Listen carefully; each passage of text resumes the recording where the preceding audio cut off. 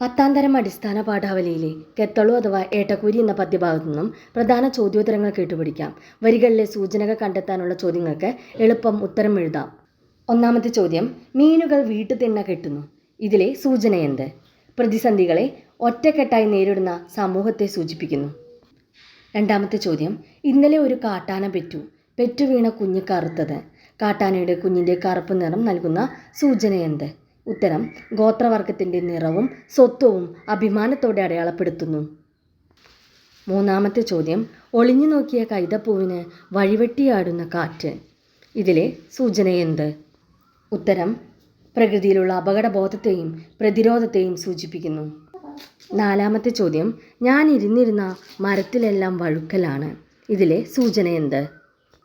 ഉത്തരം, പാരിസ്ഥിതികമായ അന്യവൽക്കരണം അഥവാ ഗോത്ര സമൂഹത്തിന് ജീവിക്കാൻ കഴിയാത്ത സാഹചര്യം. അഞ്ചാമത്തെ ചോദ്യം, കന്നാരമ്പുഴയിലെ കല്ലുകൾ ഉരസി ഉരസി നരസിക്കുന്ന അര വീണു എന്നതിലെ സൂചന എന്ത്? ഉത്തരം, കാലപ്പഴക്കത്തെയും പ്രകൃതിയുടെ സ്വാഭാവികമായ മാറ്റങ്ങളെയും സൂചിപ്പിക്കുന്നു.